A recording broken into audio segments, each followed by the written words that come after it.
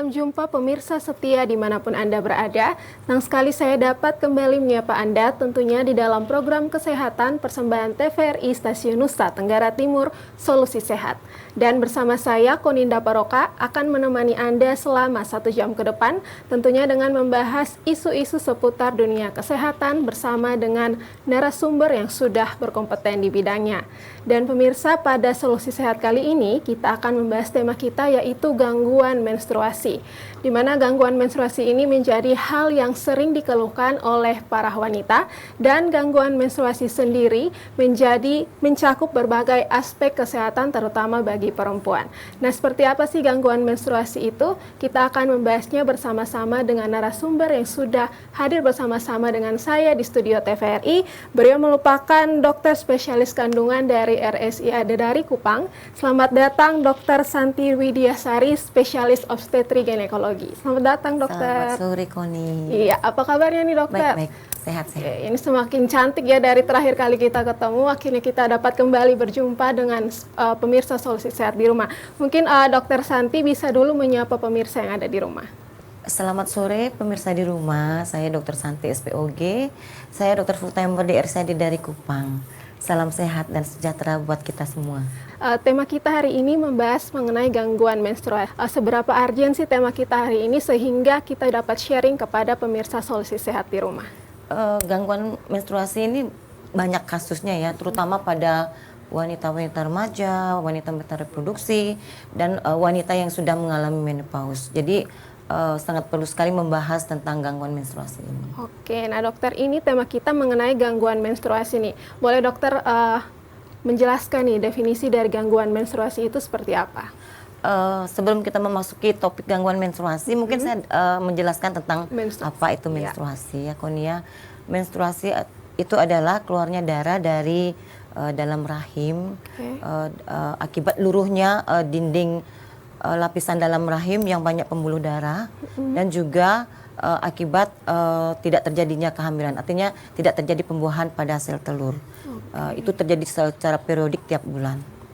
Dengan siklus haid yang normal itu antara 21 sampai 35 hari, dengan volume perdarahan setiap hari itu antara 10 sampai 80 cc. Nah, sebelum kita bahas nih dokter tentang gangguan menstruasi, kita harus terlebih dahulu tahu tentang menstruasi itu sendiri ya dokter ya. Kira-kira fase dari menstruasi itu ada apa saja dokter? Fase menstruasi itu dibagi 4 ya Konia. Pertama, fase menstruasi itu sendiri ya ditandai dengan luruhnya lapisan endometrium, dengan ditandai dengan keluarnya darah dari rahim melalui organ reproduksi. Kemudian fase kedua itu fase folikular, di mana ovarium di sini membentuk folikel yang di dalamnya ada sel telur yang belum matang sehingga akan mempengaruhi penebalan endometrium. Kemudian fase ketiga itu fase ovulasi, di mana sel telur di sini menghasilkan sel telur yang sudah matang yang dilepaskan ke tuba fallopian yang siap untuk dibuahi. Jika tidak terjadi pembuahan, itulah yang akan menyebabkan terjadi menstruasi. Tadi mulai dari 10 tahun ya dokter ya, itu anak perempuan sudah bisa mengalami haid nih dokter. Haid atau menstruasi ya dokter ya? Menats. Gejala-gejalanya seperti apa dokter? Gejala menstruasi itu pertama ditandai dengan PMS namanya, premenstruasi. Itu gejala-gejala akibat dari perubahan hormonal akan membuat gangguan emosional pada seorang wanita, misalkan dengan mood swing, gangguan emosi, kemudian nyeri kepala, terutama migrain, kemudian nyeri payudara, kemudian nyeri perut, kram perut, dan tumbuhnya jerawat, dan gangguan gairah seksual. Kemudian gangguan pada menstruasi sendiri akibat dari kontraksi dinding rahim, maka akan dapat menyebabkan kram pada perut, nyeri tekan pada perut, nyeri pada panggul, dan lain-lain. Mungkin kalau pemirsa di rumah ini sudah ada gejala-gejalanya seperti tadi dokter katakan bahwa jumlah siklus harinya itu berkurang ataupun nanti volume darahnya itu lebih sedikit, itu sudah harus langsung memeriksakan ke dokter ya dokter. Apalagi nih dokter seringkali kalau menstruasi itu kan merasakan kram perut ya, itu kira-kira kenapa dokter? Tadi saya sebutkan bahwa gejala menstruasi itu adalah pada saat menstruasi itu terjadi kontraksi dinding otot rahim. Nah, akibat kontraksi dinding otot rahim itu akan membuat kram pada perut, nyeri pada panggul, nyeri pada pinggul, nyeri tekan pada perut bawah. Nah, itu yang menyebabkan karena kontraksi dari rahim itu sendiri saat pengeluaran darah menstruasi itu. Oke, nah dokter, kalau misalnya seorang wanita itu sedang menstruasi tapi tidak merasakan kontraksi, itu masalah atau tidak, dokter? Sebenarnya itu kan termasuk gangguan menstruasi ya, Koni ya, atau gejala menstruasi normal juga. Mungkin sensitivitas nyeri ambang seseorang itu berbeda-beda. Kalau misalnya ambang nyerinya tinggi, kemungkinan juga tidak akan merasakan nyeri kram perut tersebut. Oke, baik. Iya. Namun sebaliknya kalau misalnya sakitnya berlebihan, dokter itu langsung harus pergi ke rumah sakit ya, dokter? Iya, karena kalau nyeri yang berlebihan itu kan membuat tidak nyaman pada pasien dan itu perlu terapi anti nyeri dan lain-lain. Apalagi kalau misalnya sampai pusing, lalu pusing, sampai lemas, sampai anemia, kemungkinan pada gangguan menstruasi yang kita sebut tadi menoragi itu misalkan jumlah haidnya terlalu banyak, pasien akan jatuh dalam keadaan anemia. Kalau dalam pemeriksaan laboratorium darah lengkap itu jika HB di bawah 7 biasanya kita akan lakukan transfusi. Oke, transfusi darah itu kalau misalnya sudah parah ya, dokter ya? Ya, sampai sudah anemia, membuat HB di bawah 7 biasanya kita transfusi untuk mengembalikan HB yang normal. Oke, nah dokter, apakah hubungan aktivitas fisik, mungkin karena kita sering beraktivitas di luar, itu dapat mempengaruhi siklus menstruasi kita atau tidak? Salah satu faktor predisposisi dari gangguan menstruasi itu adanya aktivitas fisik yang berlebihan. Oke. Nah, itu salah satu. Kemudian juga saya sebutkan juga faktor predisposisi lainnya. Gangguan menstruasi itu disebabkan oleh pemakaian oral kontrasepsi, KB, pemakaian obat-obat antidepresan, stres yang berlebihan, aktivitas yang berlebihan juga, kemudian adanya gangguan-gangguan pada rahim, misalkan adanya miom, adanya polip serviks, adanya kanker rahim dan lain-lain, kemudian adanya gangguan yang disebut dengan PCO. Polycystic ovarium itu sendiri. PCOS ya, dokter. Mungkin sebentar bisa dokter sharing sedikit ya, dokter ya, tentang PCOS ini. Dan dokter tadi mengatakan bahwa ternyata aktivitas fisik itu mempengaruhi siklus menstruasi. Nah, ini kira-kira aktivitas fisik yang seperti apa, dokter? Aktivitas fisik yang berlebihan mungkin kerja beban yang berat gitu, Koni. Karena itu dari penelitian sih belum terlalu dijelaskan aktivitas fisik yang seberapa hebat, seberapa kerasnya aktivitas fisik yang menyebabkan gangguan menstruasi. Tapi disebutkan pada literatur bahwa aktivitas fisik yang berlebihan itu akan mengakibatkan gangguan menstruasi. Oke, baik dokter. Nah, masalah menstruasi sendiri nih dokter, itu bisa terjadi pada rentang usia berapa, dokter? Atau mungkin anak-anak ya, tadi dokter mengatakan 10 tahun itu sudah menstruasi. Apakah itu dia juga sudah bisa merasakan gangguan menstruasi atau belum? Mungkin saya jelaskan gangguan menstruasi itu ada yang disebut dengan amenorrhea. Amenorrhea itu tidak haid. Artinya ada amenorrhea primer. Amenorrhea primer itu di mana seseorang wanita itu tidak haid dari awal. Dari masa pubertas sampai tua pun dia tidak mens. Itu penyebabnya amenorrhea primer itu biasanya karena ada kelainan genetik, tidak ada rahim, terus gangguan pada otak di hipofise, adanya tumor-tumor, kemudian tidak terbentuknya ovarium. Nah, itu mungkin amenorrhea primer itu perlu penanganan yang lebih teliti karena akan mempengaruhi infertilitas seseorang. Jadi dengan amenorrhea primer, terutama dengan ketidakadaannya organ reproduksi interna, itu akan membuat seseorang infertil, tidak bisa hamil. Kemudian ada yang disebutkan amenorrhea sekunder. Amenorrhea sekunder ini tadi siklusnya normal-normal, tiba-tiba tidak mens. Nah, itu amenorrhea sekunder itu banyak penyebabnya. Misalkan gangguan adanya stres bisa, aktivitas yang berlebihan juga bisa, terus pemakaian pil kontrasepsi juga bisa, terus kemudian tadi sudah disebutkan aktivitas fisik yang berlebihan juga bisa. Kemudian adanya itu juga PCO yang tadi itu yang saya sebutkan. Oke, baik dokter. Berarti masalah menstruasi ini juga bisa dari faktor genetik ya dokter ya? Faktor genetik juga bisa. Oke. Yang saya sebutkan kelainannya tadi dengan amenorrhea. Ya. Apakah itu mungkin bisa dicegah dokter dari sisi faktor genetiknya? Kalau amenorrhea, kalau penyebabnya itu karena kelainan genetik, misalkan tidak terbentuknya uterus, kan kita tidak bisa buat uterus buatan. Kemudian tidak terbentuknya ovarium, kita tidak bisa membuat ovarium. Nah itu ya artinya kita mungkin apa ya, walaupun kita sudah konsultasi, tapi pengobatannya untuk membuat amenorrhea primer untuk bisa haid karena gangguan genetik dengan tidak adanya organ-organ itu agak susah, agak sulit. Jadi mungkin menerima dengan hati lapang dada gitu. Oke, ini menarik ya dokter, tadi mengatakan bahwa ada yang tidak memiliki rahim ya dokter ya. Apalagi kalau sebagai perempuan tentunya kita terlahir itu bisa memiliki rahim ya dokter. Karena rahim itu istilahnya adalah tempat reproduksi kita untuk melahirkan keturunan-keturunan kita. Karena rahim itu termasuk kantong ajaib ya Koni ya. Jadi yang awalnya sebesar telur itik, tiba-tiba bisa bayi, ada bisa kembar 12. Itu karunia Tuhan yang benar-benar saya aja, kenapa saya salah satu ingin menjadi seorang SPOG karena salah satu itu penyebabnya. Oke, ada alasan tersendiri ya dokter ya. Nah, tadi dokter mengatakan ada keseimbangan hormon yang mungkin terganggu ya dokter ya. Itu mungkin bisa dokter jelaskan sedikit apakah bisa diobati atau tidak? Ya, karena penyebabnya gangguan hormonal di sini kadar estrogen yang tinggi, progesteron yang turun. Maka dari itu terapi dari menuragi karena kemungkinan gangguan hormon itu ya dengan hormonal.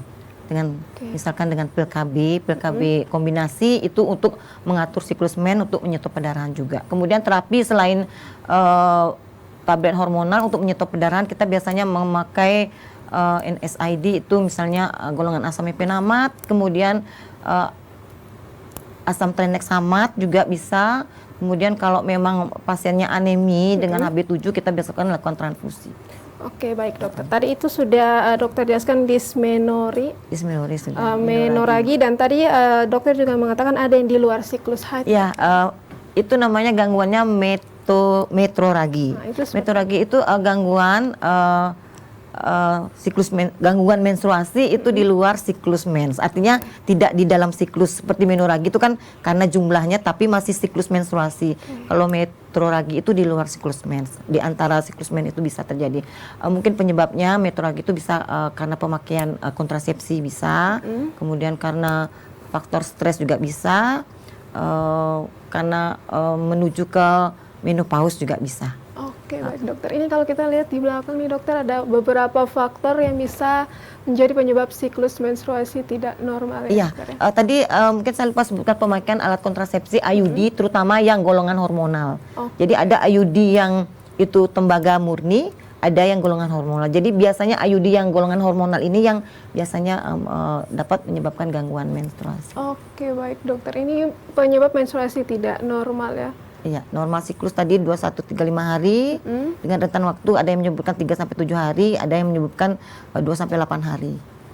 Oke, baik dokter. Tadi dokter mengatakan bahwa ada pemakaian pil kontrasepsi atau mungkin pil KB ya dokter. Itu kenapa sih dokter bisa menyebabkan terganggunya siklus menstruasi atau gangguan menstruasi itu sendiri?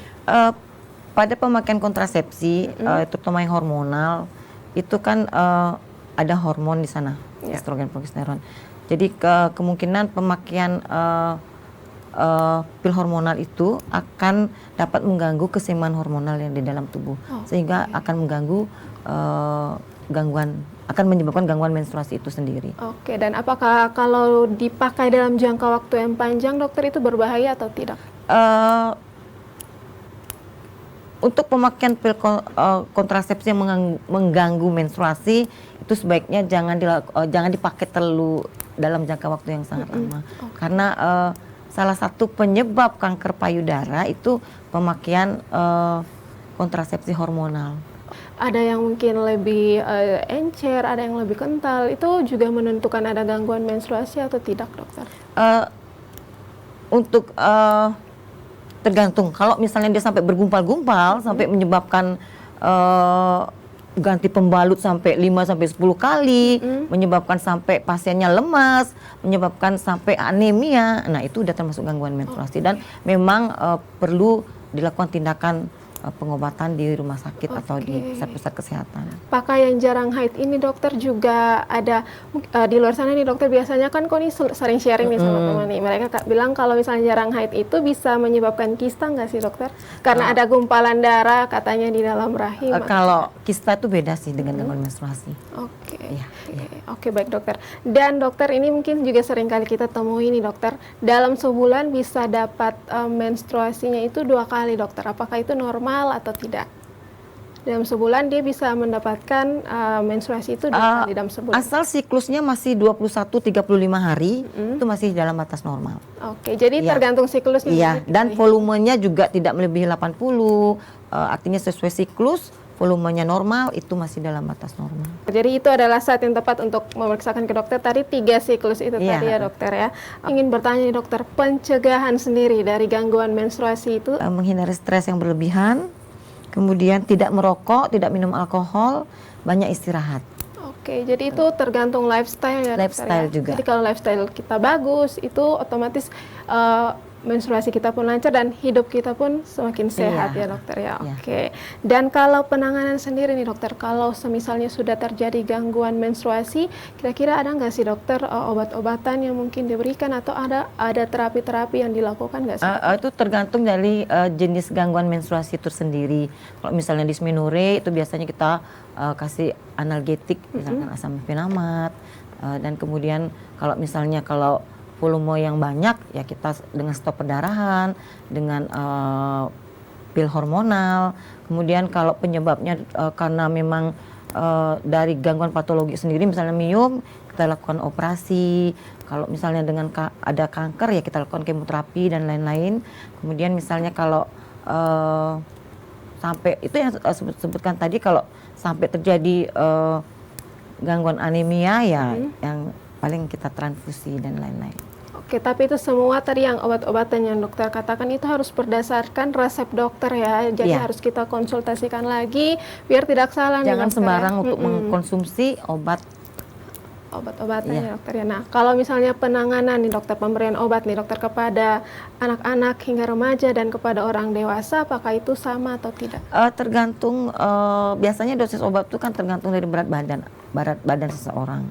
Kalau ya dewasa ya, kalau berat anak 35 kilo itu dianggap sudah dosisnya dewasa. Oke. Nah, apakah kalau misalnya berat badan berlebihan nih dokter, obesitas karena dan juga konsumsi gula yang berlebihan itu juga bisa menyebabkan gangguan menstruasi ya dokter ya?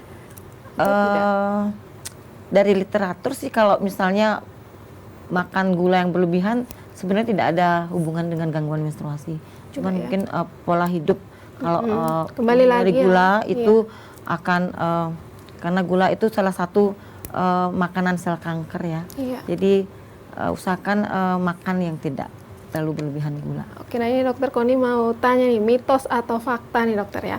Kebanyakan nih dokter perempuan-perempuan di luar sana nih dokter, mungkin termaksud Koni nih, makanya Koni mau bertanya kepada dokter, ketika mendapatkan haid dokter, apakah harus mencuci rambut atau tidak dokter? Karena banyak nih yang katakan kalau misalnya kita saat sedang haid lalu kita cuci rambut itu bisa menghambat aliran darah. Apakah itu betul atau tidak dokter? Itu mitos karena tidak ada penelitian. Oke. Evidence base tidak ada, berarti itu mitos. Oke, jadi sudah terjawab ya pemirsa ya, ternyata itu mitos ya. Malahan kalau misalnya sedang haid itu dianjurkan untuk menjaga kebersihan. Oke, baik. Biar tidak ada infeksinya, betul, gitu ya dokter ya. Dan dari kita membahas menstruasi sendiri nih dokter, ada yang namanya menopause ya dokter ya. Kira-kira menopause itu seperti apa dokter? Menopause itu mungkin seorang wanita mau tidak mau dia akan mengalami fase menopause ini sendiri. Menopause itu adalah terhentinya menstruasi secara alamiah akibat tidak berproduksinya hormon reproduksi karena ovarium kita sudah tidak berfungsi. Itu pada wanita dari rentan umur 45 sampai 55 tahun. Biasanya diawali dengan gejala premenopause itu ditandai dengan gangguan menstruasi. Dari yang menstruasi yang rutin, kemudian jarang, bisa berlebihan, bisa sedikit dan lain-lain. Kemudian masuk ke menopause itu gejalanya juga banyak. Jadi karena tidak adanya produksi estrogen lagi, maka gangguannya tuh sangat banyak. Misalkan rambut rontok, flushing, panas pada malam hari, gangguan osteoporosis, gangguan jantung, berdebar-debar, gangguan gairah seksual dan lain-lain. Oke, tadi dokter mengatakan bahwa usianya dimulai dari 45 sampai 55 tahun. 45 tuh mulai, jadi teorinya tuh dari 45 sampai 55 tahun, tapi bisa bergeser, kadang-kadang bisa dari 50 tahun dan lain-lain. Pernah nggak sih dokter ada kasus menopause dini, mungkin usianya belum menginjak 45 tahun? Itu banyak. Memang menopause dini itu ada.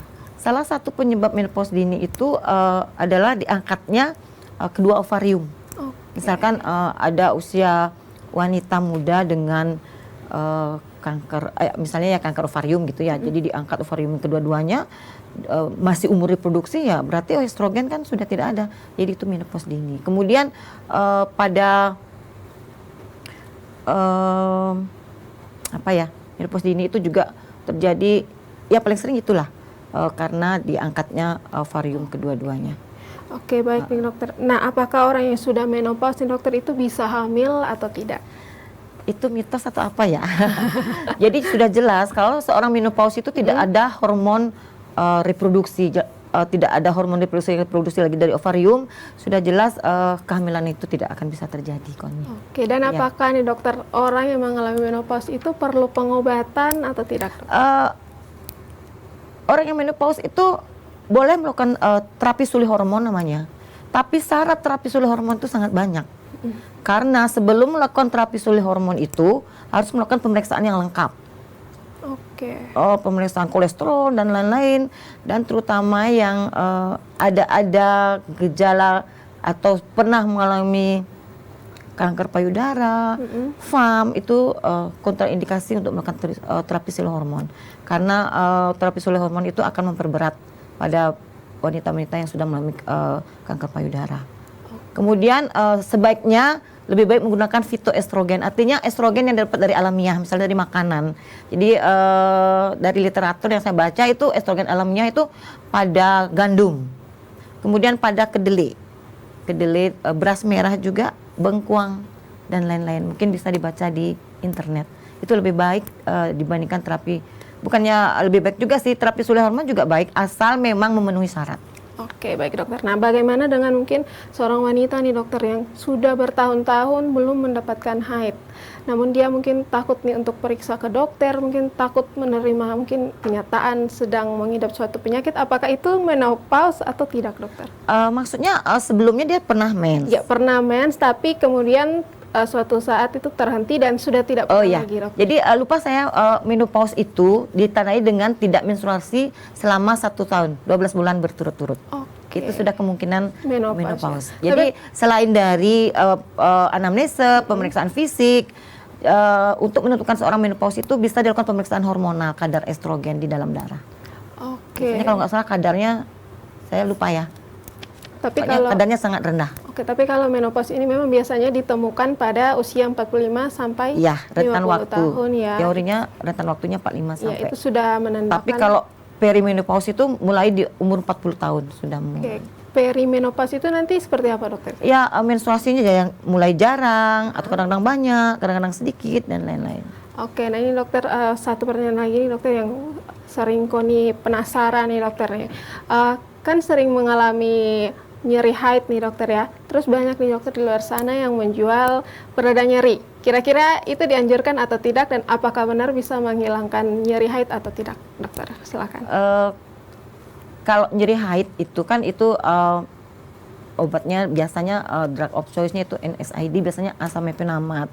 Kalau Feminak misalkan begitu, kalau itu kandungannya memang seperti asam mefenamat, NSAID itu bisa dipakai. Ya, tergantung kandungannya. Kalau nama dagangnya kan kita banyak. Sekarang lihat kandungannya itu sendiri. Oke, baik dokter. Dan apakah nih dokter, seseorang yang mengalami gangguan haid atau mungkin bulan ini tidak dapat, terus bulan depannya dapat, mungkin dalam 1 tahun dia cuma bisa mendapatkan haid itu 8 sampai 9 bulan saja atau mungkin bisa kurang, itu menandakan dia pemandulan atau tidak dokter? Ya kemungkinan kalau misalnya mensnya bilanglah itu Senin Kemis ya, kemungkinan itu akan terjadi gangguan kesuburan yang jelas. Karena tidak mens lagi tidak mens. Kemungkinan juga bisa PCOS. Oke, dokter mungkin bisa menjelaskan. Mungkin nanti PCOS saya jelaskan di lain di lain kesempatan, kesempatan. ya, dokter, Karena ya? itu ruang lingkupnya sangat luas. Oke, mengenai PCOS PCOS. tadi ya dokter ya. Oke, baik dokter. Dan tadi kalau misalnya dari haid sendiri nih dokter, apakah itu juga salah satu penyebabnya karena sel indung telur kita kecil atau tidak dokter? Indung telur kita akan menghasilkan sel telur di usia masa reproduksi. Itu sekitar 3.000 dan lain-lain. Semakin tua umur, itu kualitas ovarium kita semakin menurun. Maka dari itu semakin kita tua menikah, maka kesempatan untuk hamil itu semakin agak sulit karena kualitas ovarium kita semakin menurun dan jumlah oositnya jumlahnya akan menurun. Dan otomatis juga akan mengganggu menstruasi kita. Oke, maka dari itu Artinya kalau kan semakin tua umur, apalagi memasuki umur 40 tahun ke atas, itu sudah mulai masa premenopause. iya, jadi itu menjelang kalau menopause. ingin memprogram anak mungkin di usia 40 Ya tahun di ke usia atas reproduksi itu lah antara sudah 25 sulit, ya? maksimal batasnya 35 tahun. Oke, baik dokter. Nah, ini menjadi yang terakhir nih ya dokter. Bisa dokter berikan kesimpulan ataupun closing statement bagi pemirsa yang ada di rumah. Terima kasih pemirsa di rumah yang sudah setia menonton kami di sini.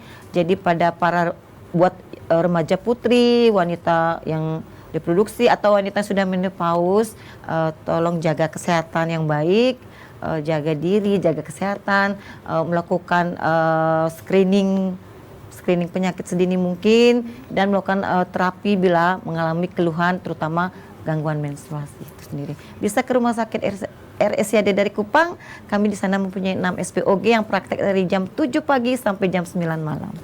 Oke, baik, terima kasih dokter. Dan pemirsa, pertanyaan tadi sekaligus menutup perbincangan kita hari ini. Terima kasih kepada dokter Santi yang sudah sharing seputar gangguan menstruasi bagi pemirsa yang ada di rumah. Dan jangan lupa nih dokter ya, untuk menjaga lifestyle ya. Ya, lifestyle, olahraga yang teratur, asupan makanan yang bergizi, dan lain-lain. Jangan lupa berdoa. Iya, nah itu kuncinya pemirsa. Dan akhir kata saya Koninda Paroka mewakili seluruh kru yang bertugas mengucapkan terima kasih dan sampai jumpa. Jumpa.